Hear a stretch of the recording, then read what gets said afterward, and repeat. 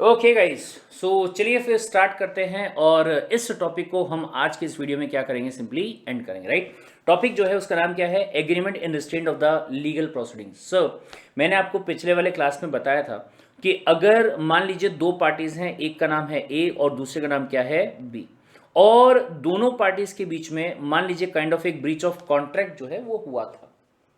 ठीक है, मतलब बी ने कुछ प्रॉमिस किया होगा और बदले में ए नाम का जो बंदा था उसने भी क्या किया, कुछ प्रॉमिस किया होगा। बी ने कहा कि मैं आपको 50,000 रुपए पे करूंगा और ए नाम का जो बंदा है उसने कहा कि मैं आपको क्या दूंगा, घोड़ा दूंगा। Got the point. अब मान लीजिए बी नाम का जो बंदा है उसने ए को पैसा दे दिया, लेकिन ए नाम का बंदा घोड़ा नहीं दे पाया। ब्रीच ऑफ कॉन्ट्रैक्ट हो गया, बोले हाँ सर। इसके बदले में अगर मैं बी नाम का बंदा जो है उसकी बात करूं तो वो क्या करेगा, सबसे पहली बात पैसा वापस मांगेगा। दूसरी बात, अगर उसका कोई नुकसान हो गया होगा, डैमेज अगर हुआ होगा तो कंपनसेशन जो है वो भी मांगने का काम करेगा। बोले हाँ, लेकिन एक सेकेंड, बी ने ये सब चीज जब मांगी ए से तो ए ने कहा कि मेरे पास में पैसा है ही नहीं, मैं बोले कंगाल हो चुका हूं भाई साहब, मेरे पास कुछ नहीं है बोले देने के लिए। राइट, तो बी ने कहा कि सर अगर आपने इस प्रॉमिस को नहीं निभाया तो मैं कोर्ट में जाऊंगा और कोर्ट में जाके आपके अगेंस्ट में क्या करूंगा, केस कर दूंगा। Got the point. ए ने कहा अरे अगर तुम मेरे ऊपर केस नहीं करते हो तो मैं बोले तुमको सीधा सीधा यहां पे 50,000 रुपए तो मेरे पास में नहीं है बोले, लेकिन 20,000 रुपए मैं आपको दे देता हूं, रिक्वेस्ट आपसे कि मेरे ऊपर क्या मत कीजिएगा, केस मत कीजिएगा। बी ने कहा भाई साहब 50 ना सही 20 आ रहे हैं, एक बार ये 20,000 रुपए तो लूं, उसके बाद देखूंगा आगे के लिए क्या करना है क्या नहीं करना है। कुछ नहीं से कुछ तो आए बोले पहले मेरे पास में। ठीक है, तो जैसे ही ए ने 20,000 रुपए दे दिए, लेकिन ए ने कहा मेरे को भरोसा नहीं है यार, कल को जाके आपने केस कर दिया तो। बी ने कहा चल एक काम करते, कॉन्ट्रैक्ट बना लेते हैं कि मैं तेरे ऊपर केस करने वाला नहीं हूं। ए ने बी के साथ में कॉन्ट्रैक्ट बना लिया, लेकिन जैसे ही ए से बी के पास पैसा आ गया, बी ने क्या किया, कोर्ट में जाके ए के ऊपर केस कर दिया कि सर इसने मुझे मेरा पैसा नहीं दिया, या कॉन्ट्रैक्ट जो था उसको उसने नहीं निभाया, घोड़ा देना था घोड़ा नहीं दिया। Got the point. हाँ, हालांकि उसके बदले में 20,000 रुपए दिए, लेकिन मेरे 30,000 रुपए और यहां पे बच रहे हैं, वो भी मुझे चाहिए। और चूंकि इसने कमिट किया था कि मैं तुम्हें रेस के पहले घोड़ा दूंगा, तो मेरा नुकसान हो गया सर वहां पे। शायद मैं जीतता नहीं जीतता वो बात की बात थी, बट एटलीस्ट जो मैंने टिकट परचेज किया था उसका नुकसान हो गया, मुझे वो दिलवा दीजिए सर। ए ने कहा यार अपने बीच में बात हुई थी कि आप मेरे ऊपर केस नहीं करने वाले हो, फिर भी आप केस कर रहे हो, कर सकते हैं सर। अगर ऐसा कोई कॉन्ट्रैक्ट यहां पे ए और बी के बीच में बना जिसमें बी से आपने ये कहा कि आप मेरे ऊपर केस नहीं करोगे, मैं आपको 20,000 रुपए दूंगा, तो ऐसा कोई भी कॉन्ट्रैक्ट आपका वैलिड नहीं होगा, उसे क्या माना जाएगा, वॉइड माना जाएगा। Understood the point. यहां पे ध्यान से देखिएगा क्या कहता है भाई साहब। सब बोले सेक्शन नंबर 28 के हिसाब से all the agreement which interfere with the course of justice, जो कि जस्टिस के रास्ते में आते होंगे, वो बोले अनलॉफुल हैं, एंड चूंकि वो अनलॉफुल है वो साथ में क्या हो जाएंगे, वॉइड भी है। ठीक है, as these are against the public policy. Section 28 of the act has the following provision. क्या कहता है भाई साहब, सबसे पहली वाली बात, agreement restricting enforcement of the right. अगर किसी का अधिकार है, उस अधिकार को वो इन्फोर्स करने की कोशिश करता है, लेकिन आपने कॉन्ट्रैक्ट बनाया, आपने कहा कि देख मैं तेरे को 20 लाख रुपए देता हूं, मैं तेरे को 20,000 रुपए देता हूं, मैं तेरे को 10,000 रुपए देता हूं, लेकिन तेरा जो ये अधिकार है ना, तो इसको कभी एक्सरसाइज मत करना। क्यों भाई साहब है? और अगर सामने वाले बंदे ने जिसका अधिकार था, अगर वो पैसे ले भी लेता है तो भी वो इस चीज को तोड़ सकता है कि भाई साहब एक मिनट, मेरा अधिकार है, और जो मेरा अधिकार है उसको कभी आप रिस्ट्रिक्ट करने की बात नहीं कर सकते। Got the point. यहां पे ध्यान से, every agreement by which any party to it is restricted absolutely, सामने वाले को पूरी तरीके से आपने क्या कर दिया, रिस्ट्रिक्ट कर दिया, from enforcing his right under or in respect of any contract by the usual legal proceedings in ordinary tribunal, और कोर्ट लगा लीजिए, उसे वॉइड माना जाएगा टू दैट एक्सटेंट।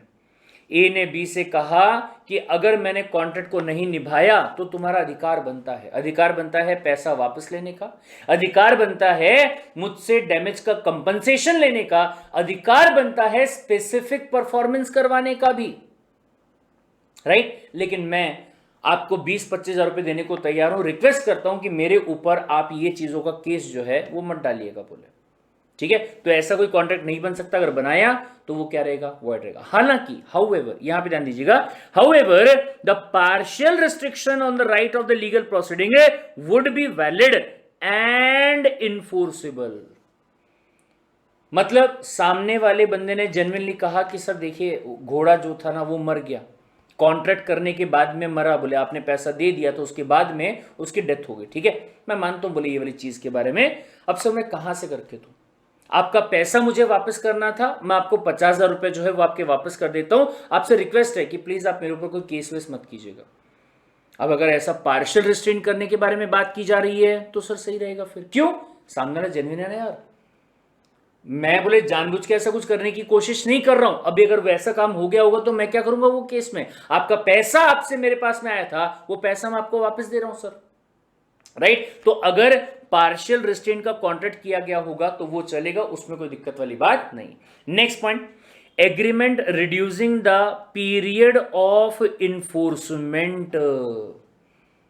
क्या राइट जो आप इन्फोर्स कर सकते थे उसका पीरियड जो है उसको कम करने की बात करी गई, तो वो भी क्या होगा, वो भी एग्रीमेंट आपका वैलिड नहीं होगा। क्या कहता है भाई साहब, every agreement which limit the time within which any party may enforce his right is to that extent void। मतलब ये ध्यान से वापस से सेम पॉइंट, क्या सर बोले ए नाम का बंदा था, उसका बोले बी के साथ में एग्रीमेंट हुआ, बी के साथ में एग्रीमेंट हुआ, बोले 50,000 रुपए अगर तू देगा तो मैं बदले में तेरे को क्या दूंगा, घोड़ा जो है वो दे दूंगा। बी ने 50,000 रुपए दे दिए लेकिन ए घोड़ा नहीं दे पाया। बदले में क्या मैं कह सकता हूं कि बी नाम का जो बंदा है वो क्या कर सकता है, वो बोले कोर्ट में केस फाइल कर सकता है और पैसा रिकवर करने की बात कर सकता है। बोले हाँ। ए ने क्या किया, ए ने बी के साथ में कॉन्ट्रैक्ट किया कि देख भाई साहब अगर तेरे को केस करना है ना तो बोले 1 साल का टाइम पीरियड है, तू 1 साल में केस कर लेना, लेकिन 1 साल के बाद में तू बोले मेरे ऊपर केस नहीं कर सकता है। इसके लिए वापस से इसने पैसा वैसा पे करने की बात करी, बोले मैं तेरे को इसके लिए पैसा दे दूंगा, गॉट द पॉइंट। या फिर कोई और राइट के बारे में आप बात कर लीजिए, रेंट वगैरह रिकवर करना था, बोले देख भाई साहब अगर तूने रेंट जो है मेरे से अगर 10 महीने में रिकवर कर लिया तो अच्छी बात है, लेकिन ध्यान देना 10 महीने के बाद में ये तेरा टाइम बार्ड रेंट हो जाएगा और ये बोले तू कभी भी रिकवर नहीं कर पाएगा। क्यों भाई साहब, ऐसा लॉ में थोड़ी लिखा हुआ है, ऐसा लॉ में थोड़ी लिखा हुआ है। तुम यहां पे कैसे कॉन्ट्रैक्ट बनाने की बात कर रहे हो, तो टाइम को भी रिड्यूस करने की बात नहीं की जा सकती, सामने वाले का अधिकार है भाई साहब, जितने टाइम पीरियड के लिए लॉ ने उसको अधिकार दिया हुआ है वो उसके हिसाब से इसको इंफोर्स कर सकता है। ये समझा, बोले ठीक है। और तीसरा पॉइंट, एग्रीमेंट एक्सटिंग्विशिंग, अरे बाप रे बाप, सामने वाले के अधिकार को खत्म करने की बात आप कर रहे हो। पहले वाले में आपने क्या कहा, आपने कहा कि उसके अधिकारों को रिस्ट्रिक्ट करने की बात कर रहे हो। दूसरे में कहा कि अधिकार आप बोले अपने एक्सरसाइज कर सकते हो लेकिन for the time being only, उसके बाद में नहीं। और तीसरे में क्या बोल रहे हो, अधिकार ही नहीं बोले तुम्हारा कोई, छोड़ दो अपना अधिकार, अधिकार को छोड़ने की बात, खत्म करने की बात कर रहे हो बोले आप, ठीक है। क्या कहता है, agreement extinguishing the right on the expiry of the certain period, मतलब ये टाइम के बाद में आपको अपना अधिकार क्या करना पड़ेगा, छोड़ना पड़ेगा, ऐसा आप सामने वाले को बोल रहे हो। Every agreement that extinguishing the right of any party to it from any liability under or in respect of any contract on the expiry of specific period so as to restrict any party from enforcing his right is void to that extent। मतलब बोले अगर तेरे को मेरे से ये वाला काम रिकवर करना है ना तो बोले तू क्या करेगा, ये इतने टाइम पीरियड में ले लेगा, उसके बाद में बोले मैं रिस्पॉन्सिबल नहीं रहूंगा, ठीक है। मतलब ध्यान से यहां पे क्या बोला, ए नाम का बंदा और बोले बी नाम का बंदा, बी ने कहा मैं आपको 50,000 रुपए दूंगा और ए ने कहा बदले में मैं क्या दूंगा, घोड़ा दूंगा, गॉट द पॉइंट। अब यहां पे ध्यान से सुनिएगा, ए कहता है कि तुमको घोड़ा चाहिए, बोले हाँ, कब चाहिए, मैं कहा 6 महीने, 6 महीने के बाद में मैं आपके पास में आऊंगा, 6 महीने के बाद में मैं आपसे घोड़ा जो है वो लूंगा। तो बोले देख अगर 6 महीने के बाद तू नहीं आता है और घोड़ा अगर नहीं लेता है तो तेरे 50,000 रुपए भी भूल जाना। क्यों भाई साहब, एटलीस्ट अगर मैं 6 महीने के बाद में घोड़ा नहीं लेके जाता हूं तो जो पैसा मैंने आपको दिया है वो तो मैं वापस लूंगा ना, कम से कम मेरा पैसा जो है वो तो आप मुझे वापस दोगे ना, वो क्यों नहीं वापस करोगे आप। अच्छा खासा आपको 6 महीने के लिए मैंने मेरा पैसा जो है वो यूज करने के लिए दे दिया और कहते हो कि 6 महीने के बाद में ये पैसा जो है ये भी बोले वापस मत मांगना, क्या ऐसी कोई कंडीशन हो सकती है? आंसर इज नो सर, ये भी अलाउड नहीं होगा। मतलब ध्यान से, ऐसा कोई भी कॉन्ट्रैक्ट या एग्रीमेंट नहीं हो सकता जिसमें आपने कंडीशन क्या डाल दी? सबसे पहली बात बोले आप अपने राइट्स को इन्फोर्स नहीं कर सकते हो, या फिर दूसरी बात आपको अपना राइट इन्फोर्स करने के लिए जो टाइम पीरियड दिया गया है, जो लॉ ने टाइम पीरियड दिया है, उससे कम टाइम का एग्रीमेंट आपने बनाया, और या फिर आपने कहा कि अगर आपको अपना राइट इन्फोर्स करना होगा तो बोले 6 महीने का टाइम पीरियड है, उसके बाद में आप कभी नहीं कर सकते। ये क्या तरीका हो सकता? क्यों नहीं कर सकते? ऐसा कोई एग्रीमेंट अगर बनाया गया होगा तो वो भी क्या हो जाएगा?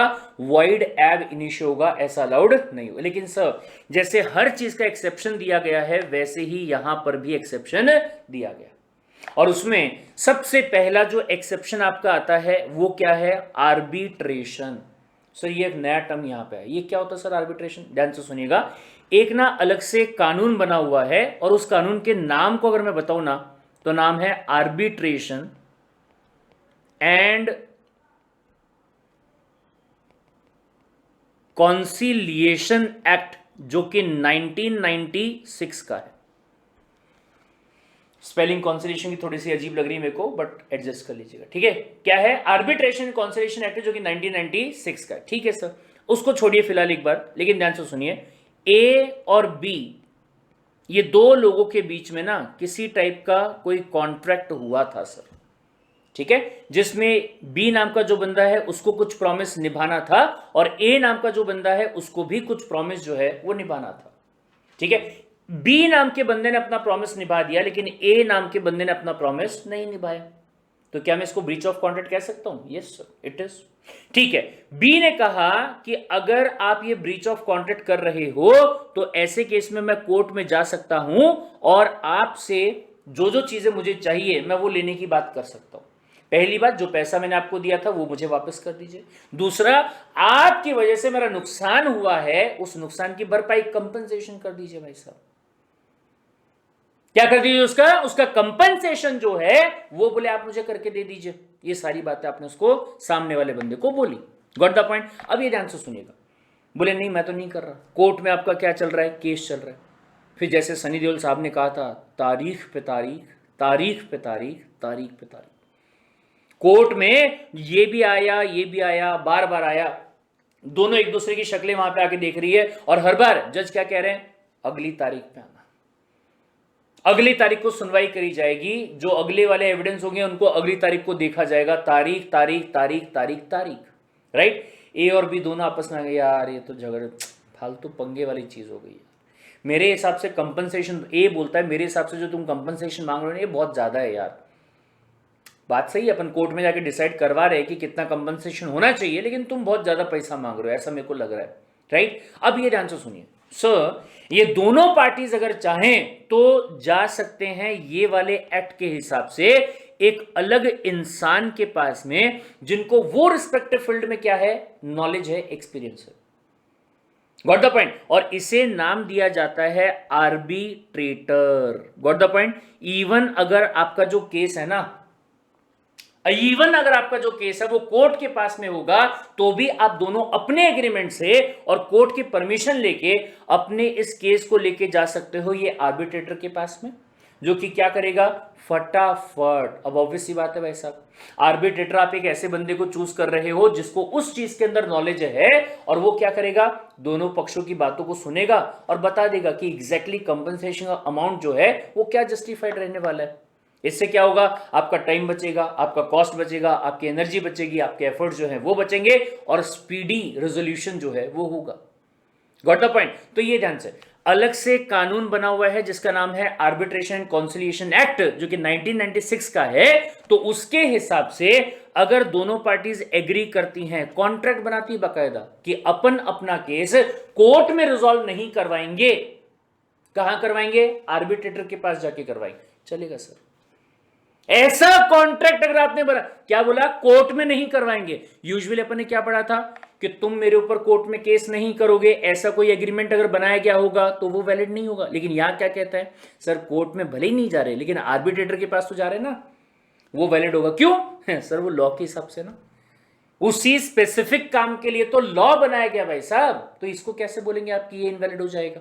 Got it? यहां पे ध्यान से देखिए, क्या कहता है, any dispute between the parties in respect of any subject, किसी भी मैटर को लेके, right, shall be refer to the arbitration, जो भी आपका फिलहाल का डिस्प्यूट होगा, प्रेजेंट डिस्प्यूट जो ऑलरेडी कोर्ट के पास में, कर सकते हो, ऐसा अलाउड रहेगा, ठीक है। जिसमें आपने क्या बोला, नेगेटिव क्या पॉइंट आ गया कि आप इस चीज के लिए मेरे ऊपर कोर्ट में केस नहीं करोगे, बल्कि ये मैटर को अपन कहां लेके जाएंगे, आर्बिट्रेटर के पास लेके जाएंगे, ये समझा। दूसरा, to refer to the arbitration any question between them which has already arisen or which may arise in the future is also valid.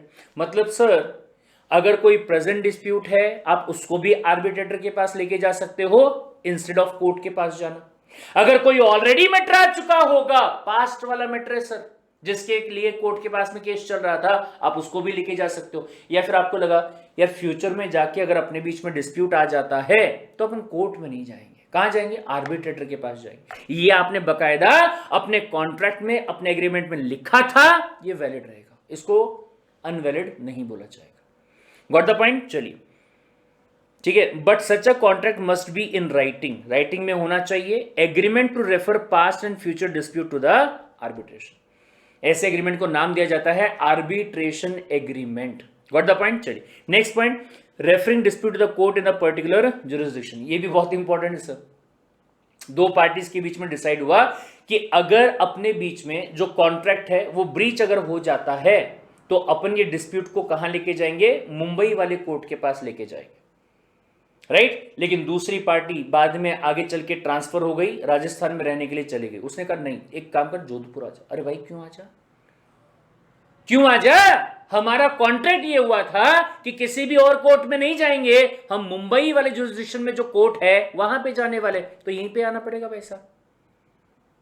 Got the point. तो यहां नेगेटिव पॉइंट क्या आ गया, किसी और कोर्ट में नहीं जाएंगे, ऐसा एग्रीमेंट अपने बीच में हो सकता है और वो एग्रीमेंट क्या रहेगा, वैलिड रहेगा।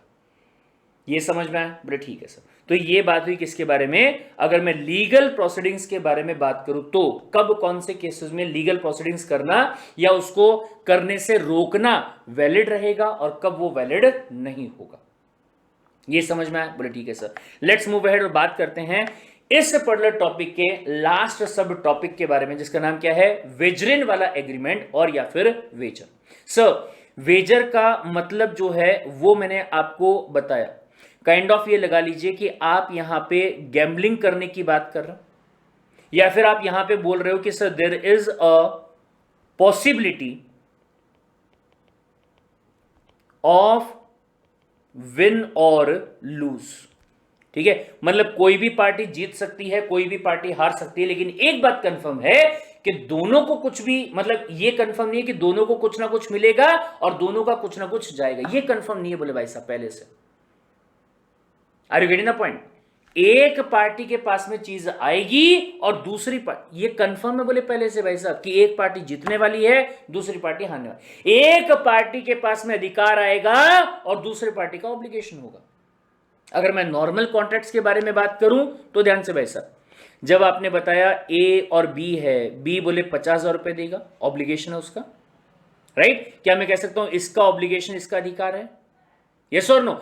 ए घोड़ा देगा, ये उसका ऑब्लिगेशन है, जो कि बी का क्या है, राइट है सर। मतलब अगर कॉन्ट्रैक्ट की बात करें तो कॉन्ट्रैक्ट जिसमें एंटर होता है वहां पे दोनों पार्टीज के पास में राइट भी रहेगा और ऑब्लिगेशन भी होगा, दोनों चीजें हैं। लेकिन वेजरिन एग्रीमेंट के बारे में अगर बात की जाए तो एक पार्टी हमेशा ऑब्लिगेशन में होगा और दूसरी पार्टी हमेशा अधिकार में रहेगी, राइट में रहेगी। मतलब एक पार्टी हारेगी ये पक्का है, दूसरी पार्टी जीतेगी ये भी पक्का है। Got the point? ऐसे एग्रीमेंट्स को वेजरिन एग्रीमेंट्स कहा जाता है। एंड सर अगर मैं ऐसे एग्रीमेंट्स की इंडिया में बात करूं तो ये एग्रीमेंट्स अलाउड नहीं है सर, वॉइड है, दे आर वॉइड एब इनिशियल। लेकिन हां एक बात और ध्यान से सुनिएगा, अगर मैं इन एग्रीमेंट्स की महाराष्ट्र एंड गुजरात में अगर बात करूं तो वहां पे कहा गया है कि ये जो एग्रीमेंट्स आपके होंगे ना, ये साथ में क्या है, इल्लीगल भी है। क्या है ये, इल्लीगल, यानी कि वॉइड तो है लेकिन वॉइड होने के साथ साथ इल्लीगल भी है, फॉरबिडन बाय लॉ है भाई सब ये वाले। अगर स्पेसिफिकली अगर मैं महाराष्ट्र और गुजरात की बात करूं तो ध्यान से देखिए क्या कहता है भाई साहब। सो बोले अगर आप सर विलियम एंसन उनके लैंग्वेज में अगर बात करें, उनके हिसाब से अगर बात करें, तो wager is a promise to give money or money is worth upon the determination or ascertainment of the uncertain event. कोई ऐसा इवेंट जो अभी तक हुआ नहीं है, किसी का जीतना किसी का हारना, राइट, गैम्बलिंग की बात जो अपन करते हैं वहां पे, ठीक है। अगर वो चीज अभी तक हुआ नहीं है और अगर वो चीज हो जाती है तो उसके बेसिस पे क्या किया जाएगा, आपको पैसा या पैसे की बराबर की कोई वैल्यू, कोई चीज जो है वो आपको दी जाएगी, ठीक है। जस्टिस हॉकिंस ने कहा a wagering agreement is one by which two persons professing to hold opposite views touching the issue of future uncertain event mutually agree that dependent upon the determination of that event one shall win from the other and other shall pay or hand over to him sum of money or any other stake। कोई भी और चीज। बारिश होगी क्या आज? मुझे नहीं लगता। आपने कहा सर पक्का होगी। बादल देखिए कैसे एकदम काले घनघोर बादल हो गए हैं, पक्का बरसेगा, शर्त लगा ले। अगर बरसा तो मैं तुझे 1000 रुपए दूंगा, अगर नहीं बरसा तो तू मुझे 1000 रुपए देगा। कंफर्म है, या तो बरसेगा या तो नहीं बरसेगा, यानी कि एक किसका आने वाला है ये नहीं पता, लेकिन अगर बारिश हो गई तो पैसा देना पड़ेगा। अगर आज के पूरे दिन में बारिश नहीं हुई तो भी पैसा देना पड़ेगा। एक पार्टी हारेगी पक्का है, दूसरी पार्टी जीतेगी ये पक्का है। क्या दोनों के पास कुछ आएगा क्या? ना, दोनों के पास यहां पे कुछ आने वाला नहीं है, दोनों के पास यहां पे चीजें आने वाली नहीं है, दोनों पे ऑब्लिगेशन नहीं है, दोनों के पास में राइट नहीं है। एक के पास ऑब्लिगेशन है, दूसरे के पास में राइट, उसे कहते हैं वेजरिन एग्रीमेंट होना, ठीक है। चलिए, ऐसा एक केस हुआ था, नाम था Carlill versus carbolic smoke ball company का case. Got it? Now such an agreement has been declared as void under the act. Section number कौन सा ये ध्यान रखिएगा 30। Wagerin agreement very much important, ठीक है। For example, betting on the cricket matches not allowed। इसका effect क्या है? ये बहुत ध्यान से देखिएगा। इफेक्ट क्या है? सबसे पहले हमने बोला ये void रहेगा। अगर आपने कोई बेटिंग वेटिंग करी है, it is void from the beginning और void ab initio। लेकिन साथ में एक बात और ध्यान दीजिएगा कि उसके लिए जो आपने कोलेट्रल एग्रीमेंट बनाया, कौन सा एग्रीमेंट? कोलेट्रल। ये क्या होता है? बोल सकते हैं जुड़ा हुआ, ठीक है, या फिर बोल सकते हैं एसोसिएटेड। एग्जाम्पल मैं आपको यहां पे देता हूं, ध्यान से सुनिएगा। मान लीजिए फॉर एग्जाम्पल आपने मूवी देखी होगी जन्नत, इमरान हाशमी वाली, ऐसा बोले वो कैसे बोल सकते हैं, बोले गजब के गाने थे, गजब की मूवी थी। आज भी बोले बहुत सारे लोगों की ये इच्छा है कि जैसे इमरान हाशमी ने वो मूवी में प्रपोज किया था वैसा प्रपोजल हम भी बोले अपनी निब्बी को देंगे, ठीक है। अब ये ध्यान से, इमरान हाशमी नाम का जो बंदा है, ठीक है, वो क्या करता है, क्रिकेट का जो बुकी होता है उसके साथ में बेटिंग करता है। Got the point? और क्या कहता है कि मैं बोले यहां पे 3000 रुपए लगाता हूं और मैं गारंटी देता हूं कि इंडिया ये मैच जीतने वाली है। अगर इंडिया ने ये मैच को जीत लिया तो बोले तू मुझे कितना रुपए देगा? 3 लाख रुपया देगा, अगर जीत लिया तो। ये समझ में, कितना रुपए देगा? 3 लाख रुपए। अब ये मत बोलना सर 3 लाख के बदले में 3000 रुपए पे भी तो कर रहा है, ये कौन सा वो हुआ भाई साहब, ठीक है। ये पैसा लगाने की बात हुई, या तो 3000 रुपए चले जाएंगे, अगर हार गया तो 3000 गए, अगर जीत गया तो 3 लाख रुपए आए भाई साहब। ये समझ में आया? यानी कि 3000 रुपए भी आ गए और आपका जो 3 लाख यानी कि 3000 प्लस जो भी आपका डिफरेंस रहेगा वो भी आपका आ गया वापस। ये समझ में आया? तो अब ये ध्यान से, इमरान हाशमी के पास में पैसा लगाने को था ही नहीं भाई साहब, कहां से लगाएगा? मतलब उसने क्या बोला कि अगर मेरी जो बात थी वो गलत हो गई, 3000 रुपए तेरे हो गए, लेकिन अगर मैंने जो बोला वो अगर सही हो गया तो 3 लाख रुपए मेरे। अब लेकिन इमरान हाशमी के पास में पैसे हैं नहीं, वो क्या करता है, वो उसके बाजू में जो वो भाई होता है, जो गुंडा होता है, जिससे ऑलरेडी उसने पैसा लिया हुआ था, ठीक है, जो भी भाई होगा, मजनू भाई बोल दीजिए, ठीक है, इसको बोलता है सर मुझे ना आप लोन दोगे क्या? बोले कितना पैसा लोन चाहिए? बोले 3000। क्या करेगा? बोले सट्टा लगाऊंगा। अभी ध्यान से सुनिएगा सर, ये इन दोनों के बीच में जो कॉन्ट्रैक्ट हो रहा है इसे आप मेन कॉन्ट्रैक्ट का नाम दे सकते हो, और ये दो पार्टीज के बीच में जो एग्रीमेंट किया जा रहा है इसे आप कोलेट्रल एग्रीमेंट या फिर कॉन्ट्रैक्ट का नाम जो है वो आप दे सकते हो। ये ध्यान से सुनिएगा सर, ये जो आपका कॉन्ट्रैक्ट है ये बोले अगर आपका वेजर है, राइट, तो ये क्या रहेगा, ये वॉइड होगा। लेकिन जो आपने यहां पे लोन लिया है ये जो आपका कॉन्ट्रैक्ट होगा ये क्या रहेगा, वैलिड होगा। मतलब सर सामने वाला कहता है कि सामने वाले बंदे ने मेरे से लोन लिया भाई, कौन से काम के लिए, मेरे को क्या करना है। हमारा कॉन्ट्रैक्ट ये हुआ है कि इसने मेरे से 3,000 रुपए लिए हैं और बदले में इसने मेरे को क्या बोला कि मैं आपको 50,000 रुपए पे करूंगा, यानी कि इंटरेस्ट के साथ में 3,000 रुपए दूंगा। मेरे को चलता है बोले वो चीज, अरे वेट द पॉइंट, मेरे को वो चीज चलती है बोले, क्या दिक्कत वाली बात है। अरे वेट द पॉइंट। तो ये ध्यान से सुनिएगा, आपका जो मेन कॉन्ट्रैक्ट है अगर वो वाइड होता है कभी भी, यहां वेजर की बात नहीं करे, कभी भी अगर ऐसा होता है तो जो कोलेट्रल एग्रीमेंट आपका होगा ये क्या रहेगा, वैलिड रहेगा। लेकिन अगर आपका जो मेन कॉन्ट्रैक्ट है वो इलीगल रहता है तो जो आपका कोलेट्रल एग्रीमेंट होगा ये वॉइड कहलाएगा। ये ध्यान रखिएगा भाई साहब, मेन एग्रीमेंट को करने के लिए जो आपने दूसरा एग्रीमेंट किया होगा ये आपका क्या कहलाएगा, वॉइड कहलाएगा, अगर जो मेन कॉन्ट्रैक्ट आपका था वो अगर आपका इलीगल रहा तो। सर ये आप यहां पे क्यों बता रहे हो, तो देखिए वैसे सब नोट्स में क्या कहता है। सो बोले the agreement which are collateral to the void agreement need not necessarily be void. ठीक है, वो वॉइड है कि नहीं उसके लिए अलग से सोचेंगे, यानी कि यहां बात करें तो वैलिड ही है भाई साहब। ये समझा, ठीक है। ऐसा कहा गया in the case of Gherulal Parekh versus Mahadal Das में। लेकिन अगर आप महाराष्ट्र एंड गुजरात में वेजरिन एग्रीमेंट बना रहे होंगे तो वहां पे भाई साहब वेजरिन एग्रीमेंट क्या है, इलीगल है, फॉरबिडन बाय लॉ है सर। तो in these states the collateral agreement to the wagering agreement are also void, उनको भी क्या माना जाएगा, वॉइड माना जाएगा। ये ध्यान रखिएगा। ये समझ में आया क्या, यानी कि महाराष्ट्र और गुजरात में आपका वेजरिन एग्रीमेंट इलीगल है और वेजरिन एग्रीमेंट को करने के लिए जो कोलेट्रल एग्रीमेंट आपने किया होगा वो क्या रहेगा, वॉइड होगा। बाकी स्टेट्स में सब वेजरिन एग्रीमेंट वॉइड है तो जो कोलेट्रल वाला एग्रीमेंट है वो अनअफेक्टेड रहेगा। मतलब प्राइमा फेस देखेंगे तो वैलिड है, अगर जेन्युइनली आपने किया होगा, सारे लॉस को फॉलो करते हुए आपने किया होगा तो वॉइड है। सिर्फ इसलिए वैलिड है, सिर्फ इसलिए उसको वॉइड नहीं बोला जाएगा कि आपने वेजरिन एग्रीमेंट को करने के लिए ये कोलेट्रल एग्रीमेंट किया था। Got the point. Sir loan आपने लिया, अगर वो माइनर से लिया तो कॉम्पिटेंट पार्टी नहीं है सर, तो वो वॉइड हो सकता है, वो अलग बात हो गई।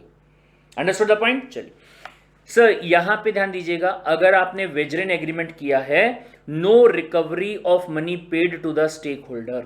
अगर आपने सामने वाले को 3,000 रुपए दे दिया बेटिंग करने के लिए, यह पैसा वापस मांगने की बात नहीं कर सकते। सामने वाला देता होगा धंधे के रूल के हिसाब से तो अलग बात है, अदरवाइज सॉरी सर, आप कोर्ट में जाके ये नहीं कह सकते सर इसने मेरे 3,000 रुपए ले लिए, काय को दिए थे, बैटिंग करने के लिए, चलो जेल में। ठीक है, चलिए money pay to the stakeholder can not be recovered, आप उसको रिकवर करने की बात नहीं कर सकते। अगर रिकवर कर पा रहे हो अपने आप से अच्छी बात है, लेकिन कोर्ट में जाने की बात नहीं कर सकते सर उसने मेरे 3,000 रुपए नहीं दिए। या फिर दूसरा, आप पैसा जीत चुके हो, बेट जो आपने लगाई थी वो आप जीत चुके हो, 3 लाख रुपए लेना था, उसने बोला मैं नहीं दे रहा, आपने कहा कोर्ट में लेके जाऊंगा, नहीं देगा तो बाकायदा आपने बैटिंग करी है, मैं जीता हूं, बोले तेरे को पैसा देना पड़ेगा, सर ये इलीगल है, कर ही नहीं सकते ये चीज को। Got the point. चलिए, a winner in the wagering agreement can not sue for the recovery of money won, ये मैंने आपको बताया।